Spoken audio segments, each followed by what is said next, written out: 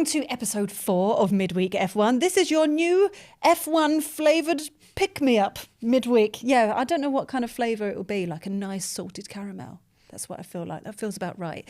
It's the last look at the race that's just gone and a first look at the race coming up. I'm Nicola Hume, and as always, I am joined by the voice of reason on Drive to Survive, Ben Edwards.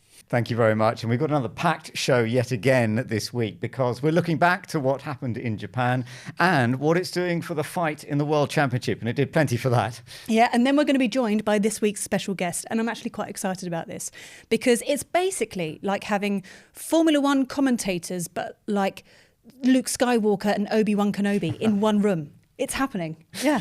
Looking forward to that.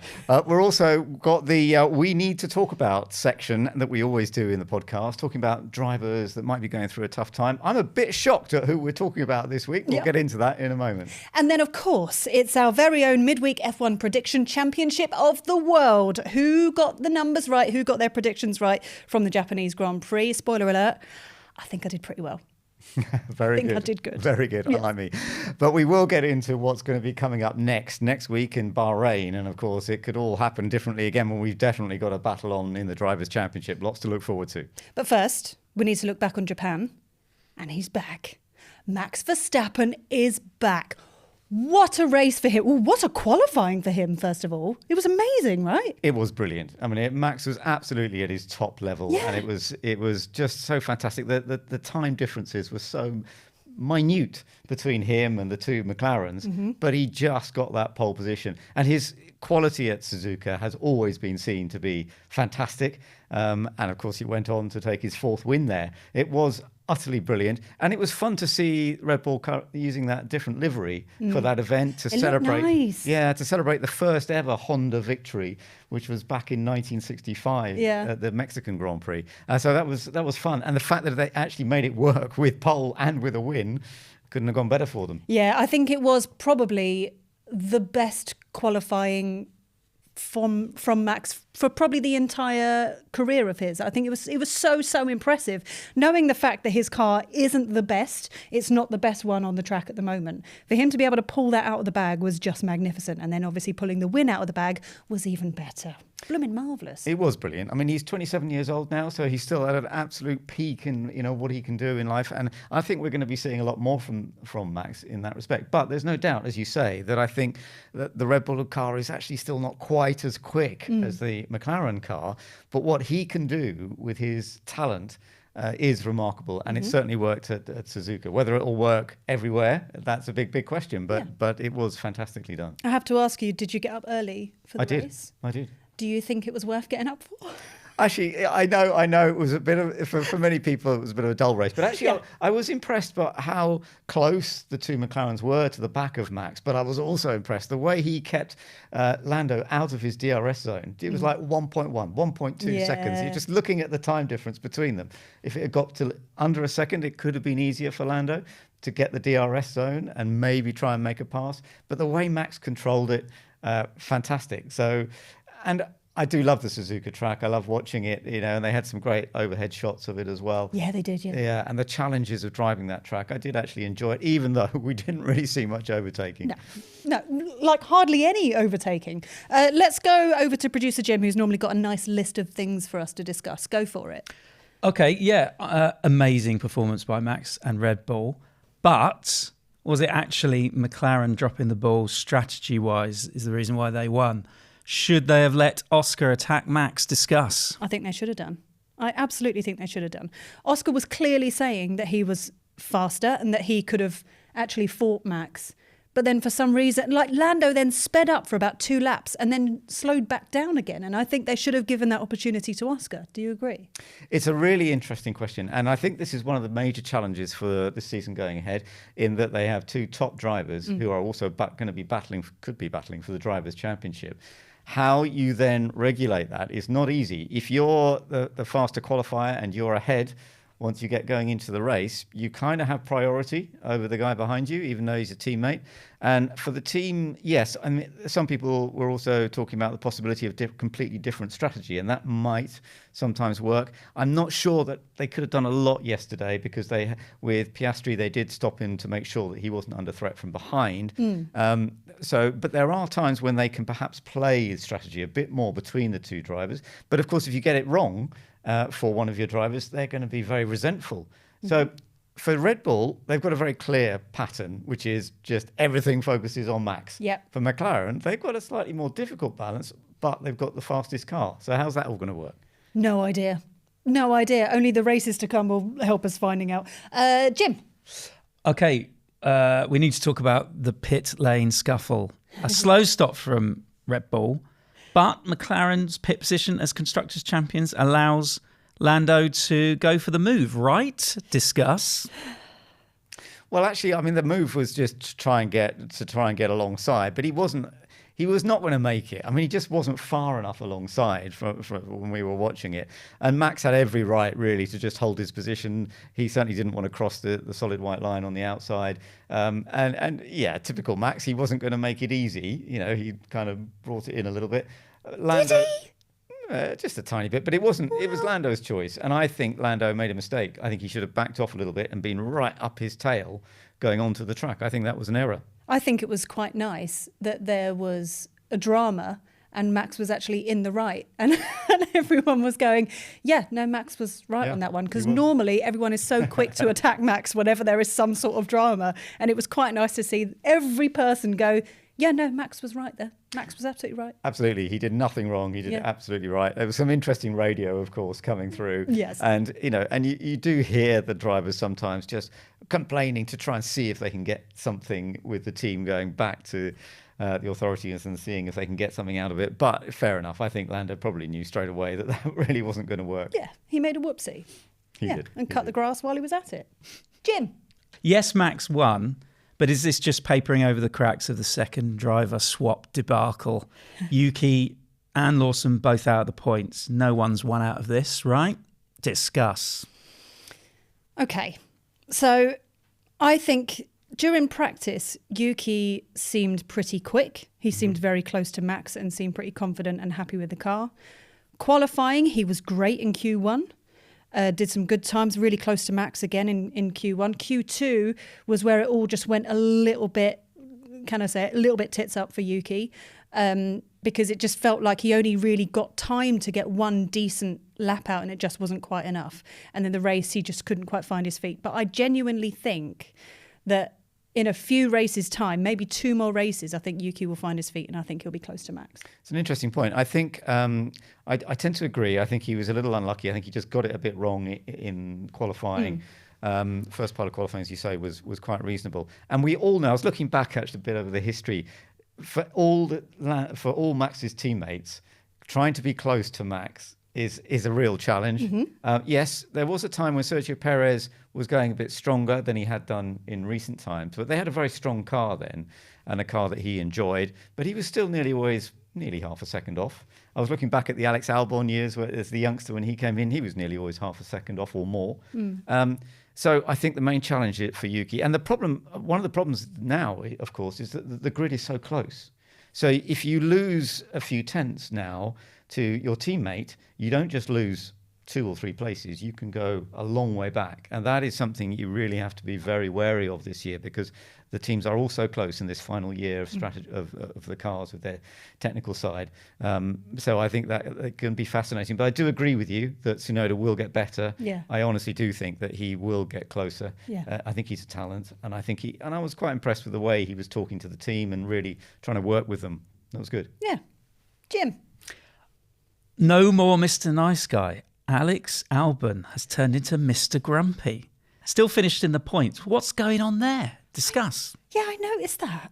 His radio messages were a little bit like I don't quite know, he harsh. just got up on the wrong side of the bed or something. He did, didn't he? Yeah, no, he can be a bit harsh at times, and I was a bit surprised that Yeah. Alex was like that, because actually Williams are doing a pretty good job compared to where they have been. And yes, you know, he can be very impressive at times when the car's right for him. But yes, I was a little surprised that he was so upset, because they didn't lose out big time, and in the end, that top 10 group stayed pretty much where they were. I wonder what the problem was. Maybe there was something going on behind the scenes that we just won't know anything about. And maybe there was like a little mini argument before he went out on the track, and that's it. Then he was just holding on to his anger for a while. Hormones, probably hormones. May well be. Yeah, hard to say. Yeah. Jim? Quick rookie watch updates. Honourable mention to Hadjar, Behrman, and Antonelli. 18-year-old leads Grand Prix and collects fastest lap 2. Discuss. Kimmy. I was very impressed with that, I have to say. Really, really good. When he got that lead, I mean, yes, they were on a later stop, so he was on a different strategy to the others. But yeah, when he got into clear air, he was really confident with the car. He was doing some very good lap times. And the way he caught George Russell towards the end, yes, his tyres were fresher at that point, and George's tyres, you know, had lost some of their grip by then. But it was very impressive. And I think Kimi Antonelli is really taking those steps now that we it's good to see from the rookies. Yeah. But he, as you say, he wasn't the only rookie that did a good job, was he? Ollie Behrman. Yeah. But also, all of his radio messages just sound like he's living his best life and he's loving every second of being on track. Yeah, and he's got such a big smile on his Yeah. face. When he did such a good job in qualifying as well, it was lovely to see the interviews with him afterwards, getting into the top 10, very impressive. And it's good to have that confidence build, especially when he had a horrible very beginning in Australia this year. But now he's doing a good job. And Isaac Hadjar, I think since the whole, when he crashed out in the formation lap and then Papa Hamilton coming in and hugging him, I feel like there's just a universal love for Isaac now. And everyone's just rooting for him. And he's just kind of quietly doing his thing, scoring some points. I feel really over the moon for him that he scored some points in this race. And I think he's just going to be a little dark horse, I think. It'll be very interesting to see how he gets on. Yeah, no, I agree. He did a very good job in Suzuka, which is the challenge, one of the most challenging circuits in a way. He did it well. And now if that confidence can build up, let's see where he can go. Yeah. Jim? Like last one, and as always, 3 races in. Was this just a Red Bull track, or do we now genuinely have a 3-way fight for the Drivers' World Championship? It's a good question, isn't it? I mean, Max and Red Bull, they did a fantastic job here, but I do think we have a 3-way fight for the Drivers' Championship. It really feels like that to me, because Max has that incredible talent, and Red Bull have such a push. Great. He was very impressed with how the team, engineering-wise, had managed to turn the car around a bit to make it suit him, and he was quick. And I think they have a tremendous relationship. But we know that McLaren is so strong, and we both know that both Lando and Oscar are driving superbly. So, yeah, I do feel that this could easily become a 3-way, but only 3 at the moment, because everyone else seems to drop back. George Russell, initially he had those 2 podiums. Is the Mercedes going to be strong enough? Maybe later in the year. They may have the development later in the year, but you need those points regularly. I wonder if George has just done a good job so far of just kind of swooping in when there's been some mistakes, rather than just being in a fantastic car, being a fantastic driver. I think he's done a great job, actually. Yeah. I just think he was a little bit less fortunate. Qualifying just didn't work for them this time, whereas qualifying in Australia and China, he did fantastically well. And I think he's actually at a very top level at the moment, but it just did not work in Suzuka. But we need to keep an eye on him, because I do think if Mercedes can just tweak that car a little bit more, he could suddenly be back up there. And it's interesting that we're not even mentioning Ferrari. No, I know. And Ferrari, actually, when we'll be talking about Bahrain coming up, and Bahrain has been a track that has suited Ferrari. So whether that's going to work better for them this time, Suzuka didn't quite work for them in terms of getting the car to work well. But Bahrain has, it has been a good track for Ferrari over the years. They've had 7 wins over the years. Whether they can make that come good, I don't know. I don't know. We have to talk about the latest thing going on social media, and that has to be Valtteri Bottas and his random side quests. So there's a video on Instagram that Mercedes posted, right? Bottas is amazing on social media, and some of the stuff that he posts are just hilarious, and it makes you fall in love with him. He went on a roller coaster with one of those sort of head camera things. It makes his chin look like it comes out about an extra foot. And he just went on this roller coaster, and you're like, Why? Like, what's this achieving? Like, what is this even advertising? It's just advertising Bottas and Mercedes and the fact that he's brilliant. No, he's got so good at that, hasn't he? Yeah. On cameras now, he's fun to watch, and he's changed so much from those early years when he was Lewis Hamilton's teammate and keeping very contained. Yeah. Now he's so out there. It's great to see. Now they're just like, yeah, chuck him on a roller coaster, be funny. It's good stuff. He's a good boy. Shall we introduce our guest? Yes, let's do that. We've got a very special guest this week who is the Radio 5 Live and Sky F1 commentator these days, Harry Benjamin. Harry, it's lovely to have you with us. Hi, thank you. I feel like you can't call me a commentator when you're sat there, Ben. You are. I feel too imposter-like. Not at all, mate. You're doing a great job. It's really good. Oh, thank you. Well, it's cool to be here. Thanks for having me. Yeah, it's good. And what did you think of? We were talking about the amazing win that Max Verstappen took with Red Bull. What were your thoughts on that? Look, it's not going to be a race that goes down in the history books as one of the all-time greats, is it? But it was just another display of what a generational talent Max Verstappen is. I mean, that car should not be winning. That car in anybody else's hands cannot even score points right now.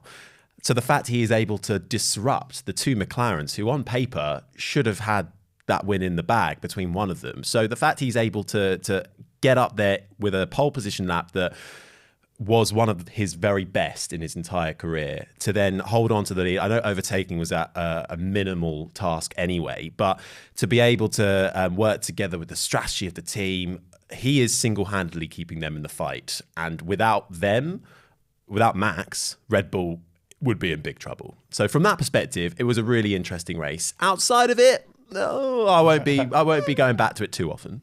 Can I just say how strange this is? So normally, if you're watching F1 or if you're listening to F1, you're hearing your voices. But now it's quite weird hearing your voices come out of your face. And to have two commentators in the same place at once. This never That would never normally happen. That's right. Yeah. That's right. But like, there's such a massive skill to commentary, but yet you both make it seem so easy.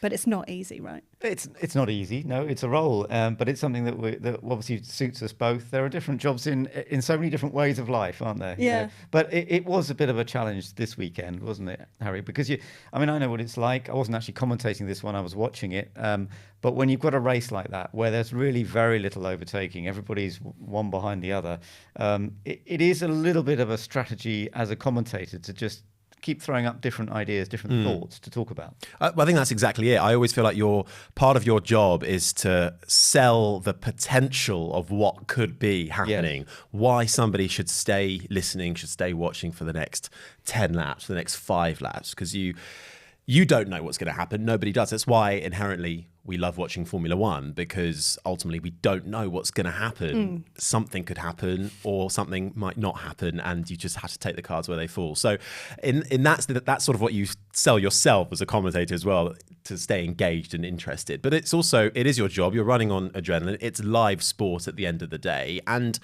I think I'm in this job because I'm passionate about it as well, and I enjoy watching what's going on. And I think when you dig deep, there are some great storylines. The Max Verstappen one, the two McLarens, and the strategy and the driver dynamic there. What's going on? Where were Ferrari this weekend? Lewis was down in 8th for the majority of it. What happened there? I always love a best of the rest fight, and the rookies. I have no problems with talking about the battle for 14th place. If that's the thing that's exciting, that's the thing that's going on. And even though in the grand scheme of things, that's not the thing that's going to make the headlines, but if that's what you're being given during a race like the Grand Prix, then you've got to go for it. You've got to follow where the stories are and tell people why they should be interested in this particular thing. Is there a different kind of skill level with commentary for telly versus commentary for radio?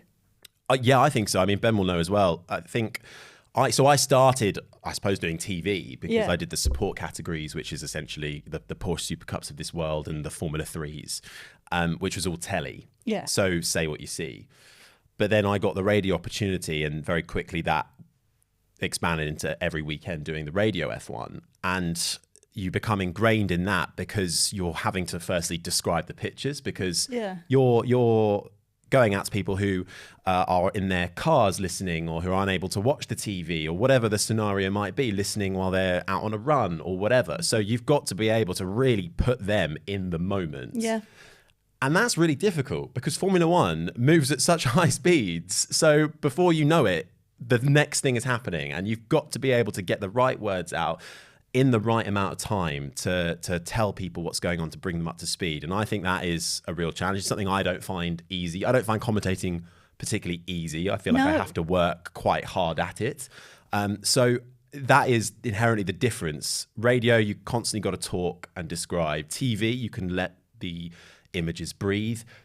People are seeing it. They know what they're watching, so you don't always have to say what you're seeing, but you have to kind of describe why it's important what they're seeing, or bring in your pundit or your co-commentator to help expand on a point and things like that. So there are nuanced differences. Ultimately, you're commentating the same thing. So there's always going to be, well, you've got to tell the story of the race ultimately. But with radio, for instance, in a Japanese Grand Prix where it's a bit boring, you can go off on a tangent and you can get away with it, because you can suddenly go off for half a lap talking about, how Tsunoda's doing down in 13th or whatever it might be, even though the pictures that we're watching are focusing on the battle that's going on, or the lack of battle that's going on at the front.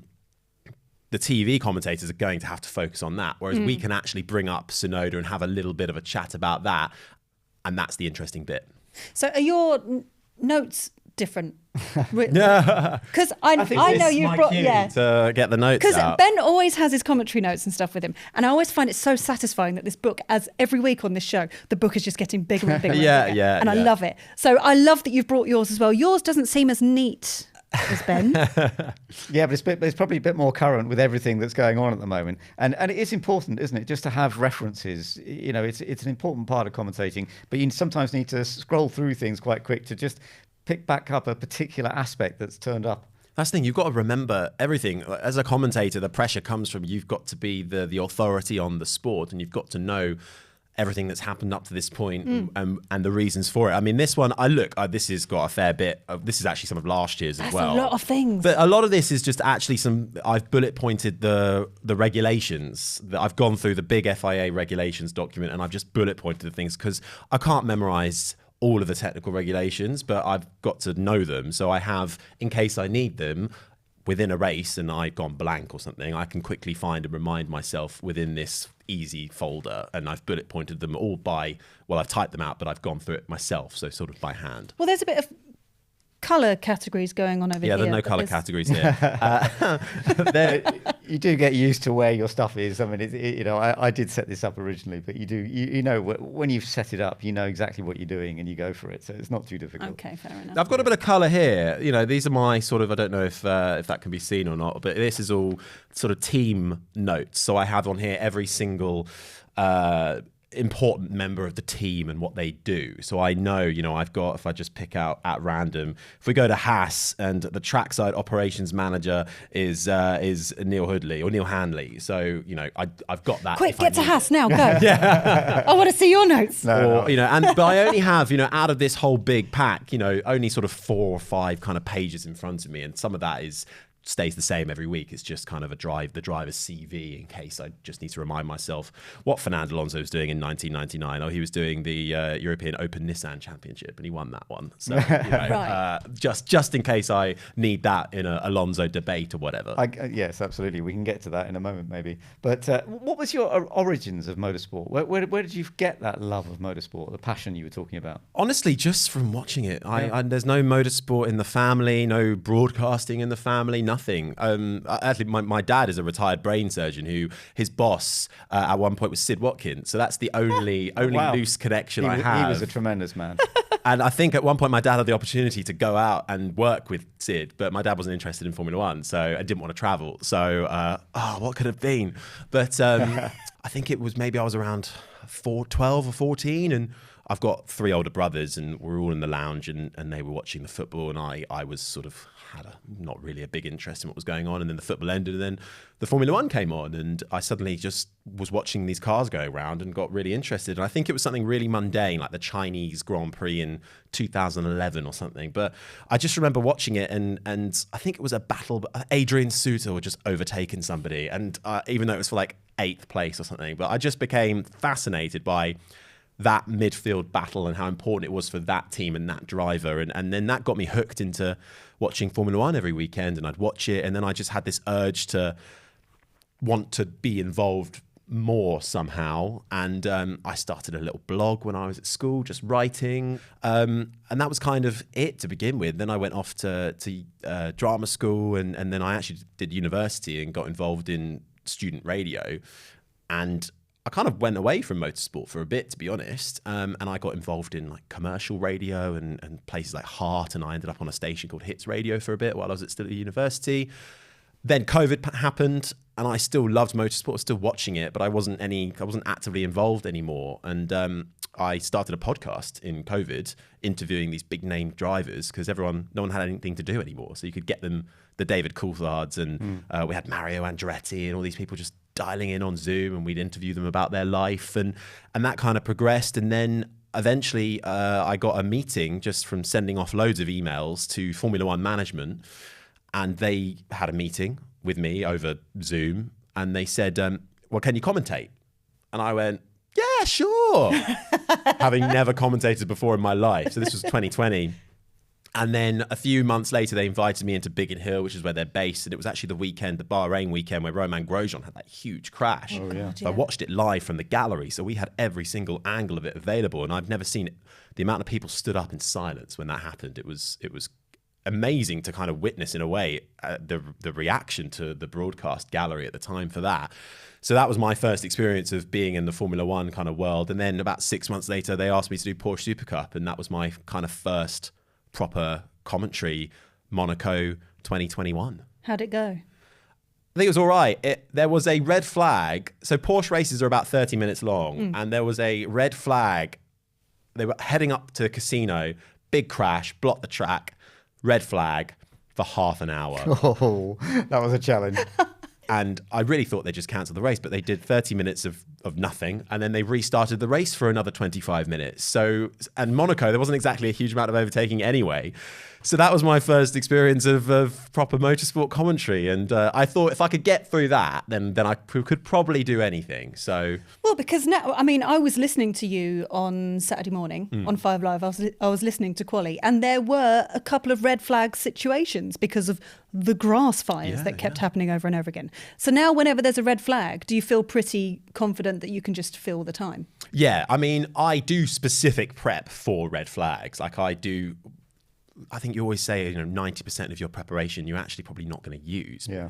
But it's in those moments, it's in the red flag moments, it's in the prolonged safety cars. It's if in the event of something ridiculous happens and we can't go out. I think we've been in Canada in the last couple of years, and all the CCTV cameras failed, and so no one went out on track. And you're thinking, oh well, there's actually nothing wrong with the circuit or the cars. It's a technical failure around the circuit, but you're still on air, so you still have to deliver a product. So that's when I actually kind of relish those moments now, because I quite like being able to go off on tangents and talk about things, especially if it's during a practice session. Yeah, I always look at practice as a bit of a podcast with some F1 cars going on in the background, and every now and then you're giving the updates as to what's happening. So well, because you were updating on the grass fires, but you were also updating on Isaac Hadjar's crutch situation. Yes, that was a unique situation to be in. Yeah. Did you see Quali? I did see Quali, and I did feel for him afterwards. Where he was definitely struggling a bit, wasn't he? His seatbelt was a tad. I think second to Max Verstappen in terms of heroics this weekend for Isaac Hadjar. Yeah. But clearly a unique position to be in. But hey, he got his first points in Formula One. He did. And he's actually been really spectacular. If you just forget about that incident in Australia, he's done rather well. Yeah, he's a good boy. Do you think this 2025 season is going to be the best one so far for you, commentating F1? I've been saying that all throughout the build-up to the season, and every time I've said it off air, we then go, oh, I hope it is the best one. We've got 3 for Sky.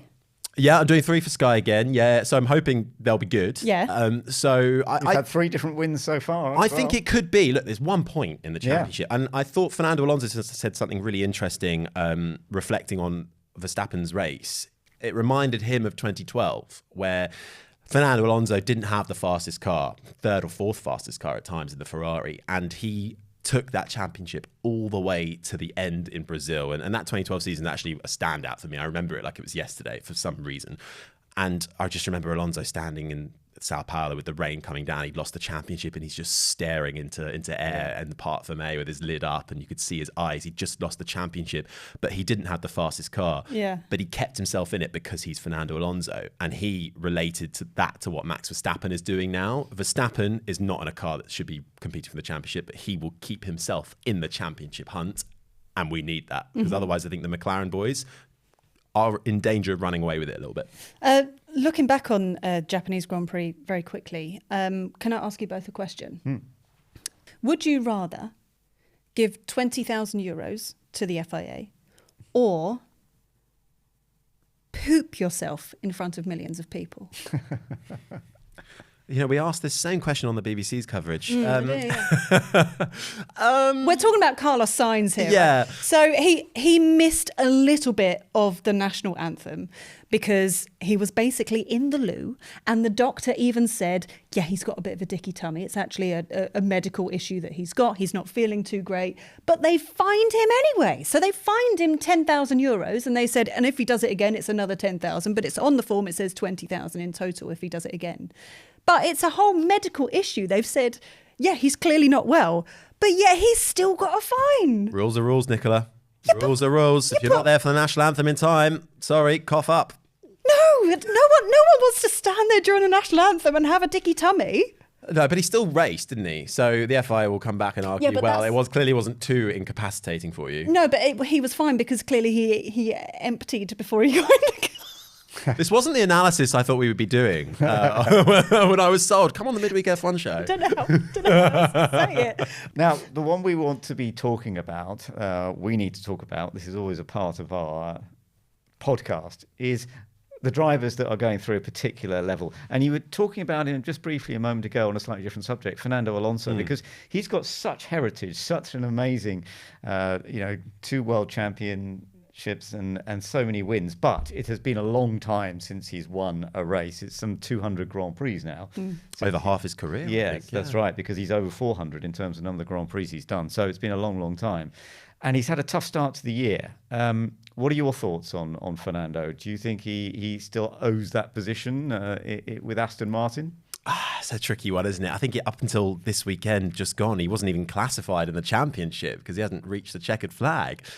And I was looking back through his career, and if he had continued to retire, it would have been his worst start to a season since, I think, his first ever year in Formula One, or maybe tied with some of those Bahrain McLaren years as well. I think, I think Aston Martin clearly haven't quite got the car yet. I mean, Stroll's managed to get 10 points from the first 2 races, but then you look at what Stroll did this weekend, and he was at the back, and arguably Stroll benefited quite a lot from the mixed conditions and the crashes in Australia and the disqualifications in China. And reliability, because Fernando was unlucky with reliability, wasn't he? He was. He had a brake problem in China, but he did crash out by himself in Australia. So even the mighty Fernando Alonso is not immune of mistakes. I think he's always he's a hell of a character, is Fernando Alonso, and you will never take away the talent he has. But there will be questions asked of if he has still got an oldest driver on the grid now. He is hanging on there for Adrian Newey and his influence on what that car's going to deliver. Could it be a massive turnaround for next year and suddenly Alonso's in the championship hunt? Could well be. I'm not convinced yet, but you think with a team that has all the money, all the financing going for them, with the services of Adrian Newey now, you have to think with a driver like Fernando Alonso car, he should be able to deliver not only for next year, but delivering now as well. And had an all right run in China, no points though. I don't think we can say Fernando is done. He's passed his sell-by date yet. I don't think we can say that at all. But I think he'll need to see an upturn in results this year in order just to keep that motivation, because how many times has he made the wrong career move and it's just not worked out for him? Yeah, I do tend to agree that being slightly further on in his life than some of the youngsters, I think in some ways he needs a good car around him to fire him back up again to his very highest levels. He's still doing a good job, and I think he's still, he's out qualifying Lance regularly, not a lot in the first couple of races, a bit more in Japan.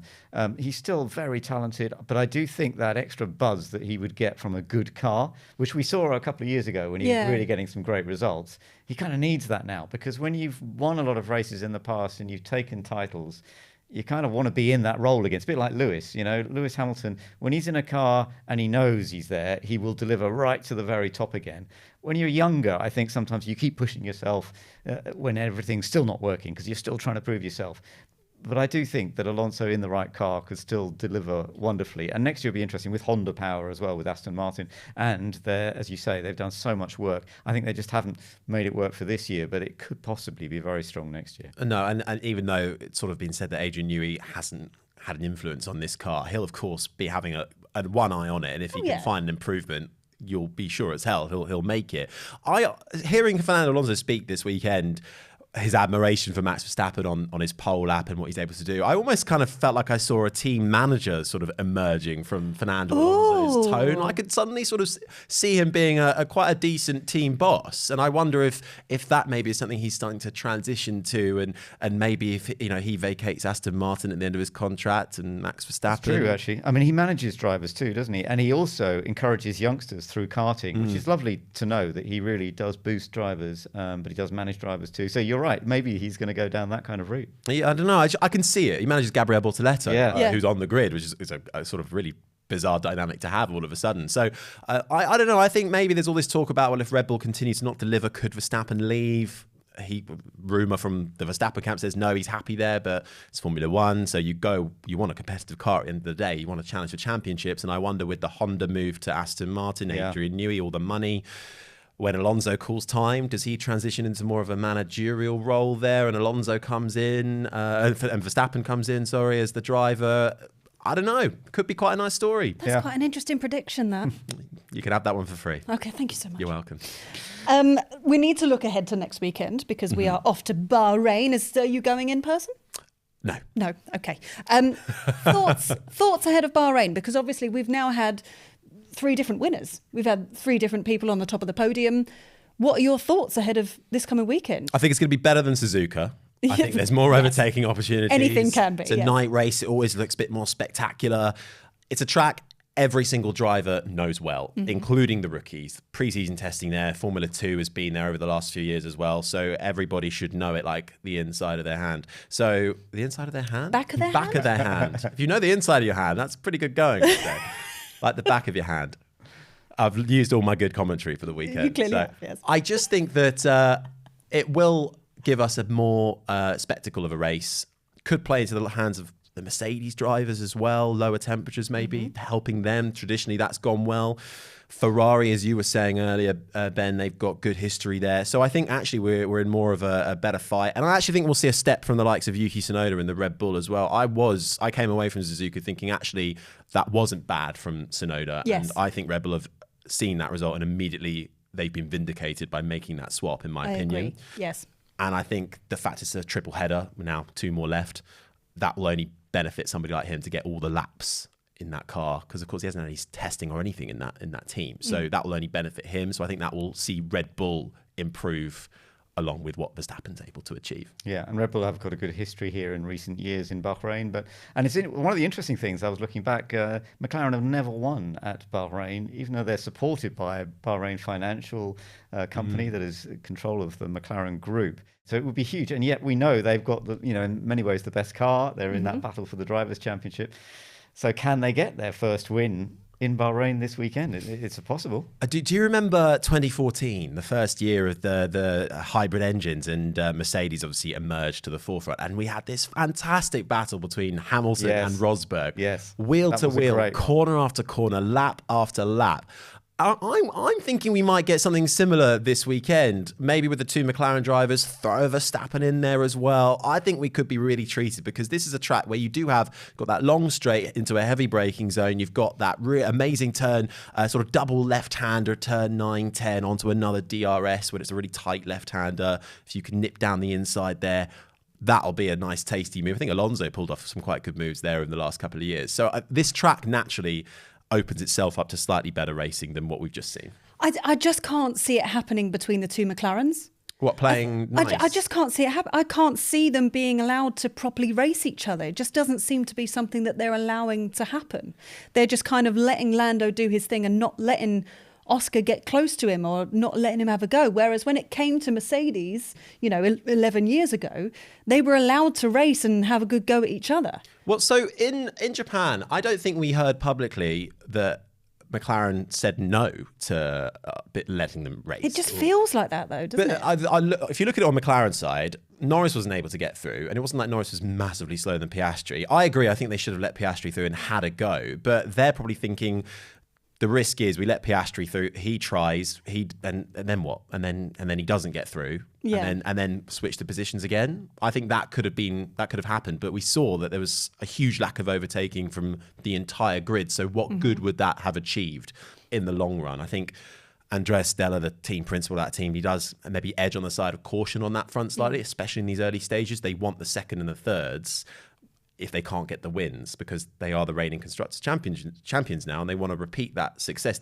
What they don't want is like we saw in Australia, where they had a 1-2 on the cards and then a mistake and a spin into the grass of Piastri sees him only come away with a couple of points. It's races like that we're going to come back to in the last quarter of the season and go, is that where Piastri lost the chance to be in with the title fight here? Or maybe we come back to Japan and go, is that the chance where if McLaren had allowed Piastri through to race, could that have got him in the running a bit more? Or if Norris hadn't have made that mistake on the pit exit, could he have been closer to try and get the overtake done? All these kind of things where in the moment they may seem a bit boring. We'll come back to them and go, they are actually pivotal moments that define 2025. Okay. Well, speaking of title fights, we have our own prediction championship of the universe. I've heard of this, yes. It's gone from world to universe now. It's kind of a big deal.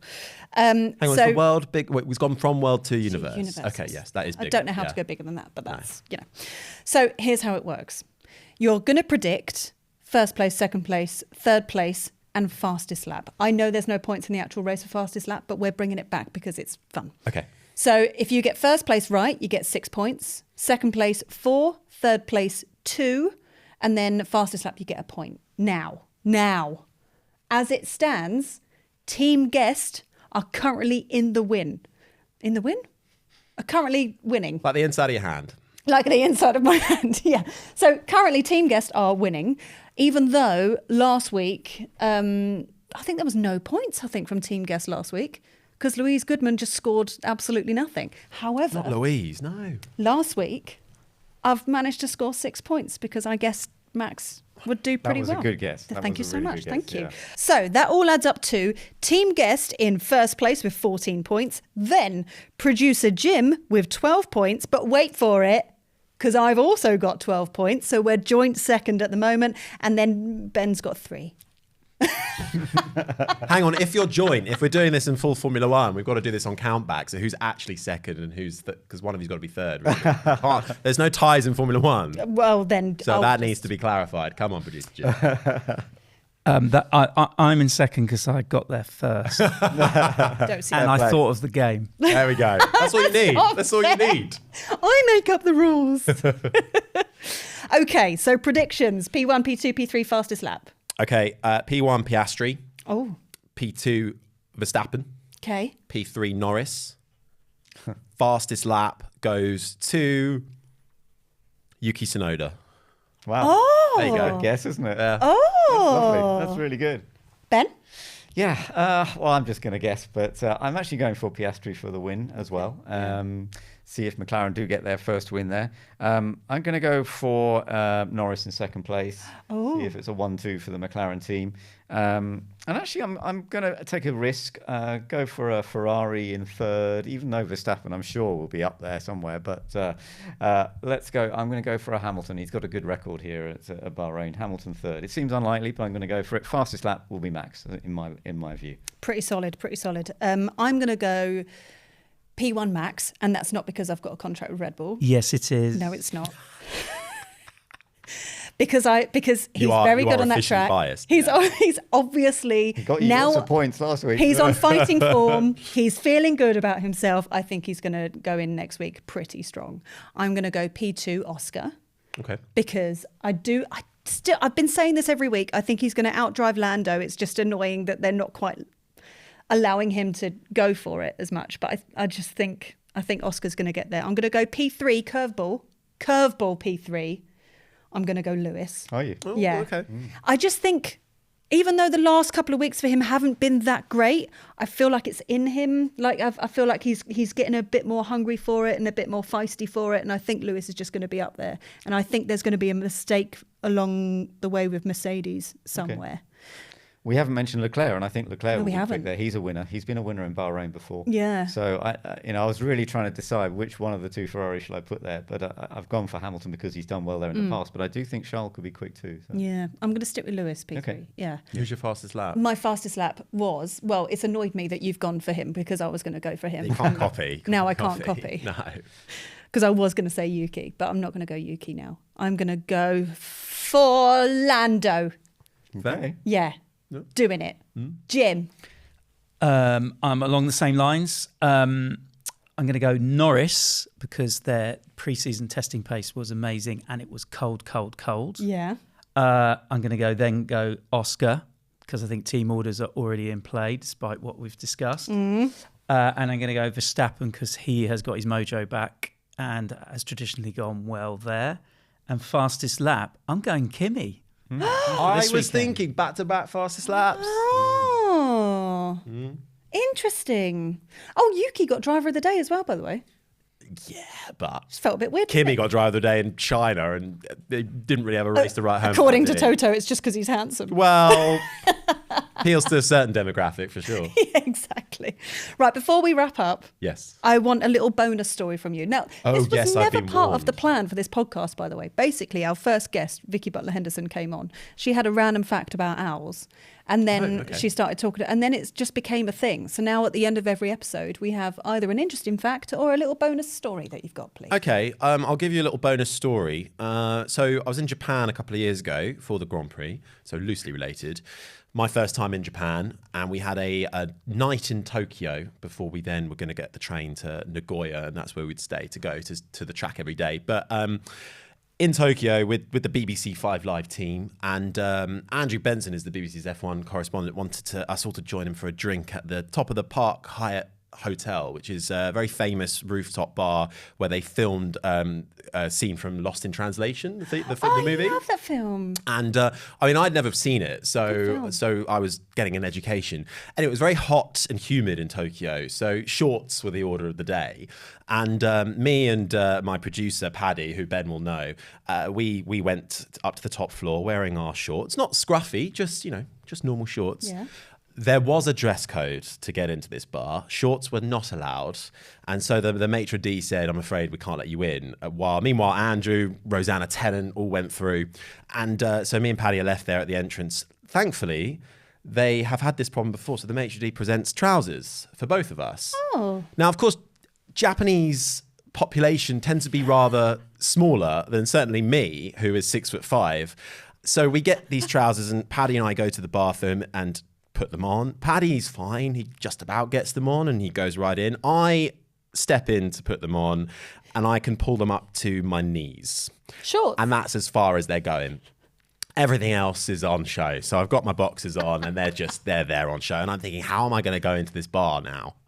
I have a little bag that I've put my shorts in. And luckily for me, the lighting is fairly dim and dark. And the maitre d' wasn't waiting for me to leave the loo. So I sort of pulled the trousers up as much as I could and then pulled my shirt down as much as that would go and then covered the remaining, sort of holding a bag kind of here.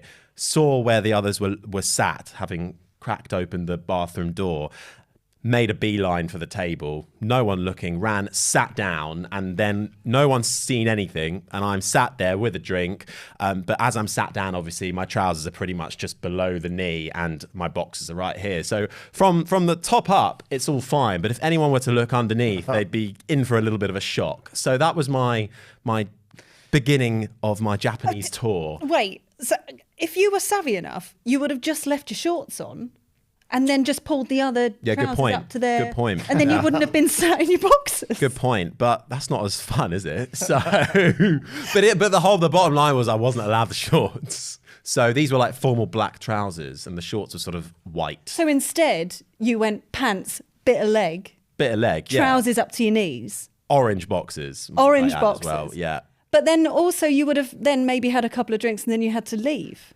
Yeah, that happened. Yeah. So then I had to scurry along to the loo again and quickly change. I got away with it, I think. So you know, until someone dropped a fork under the table and then, you know, but we got away with it. Well so done. it was fine. Yeah. And that was my first sort of introduction to Japan, really. Night one.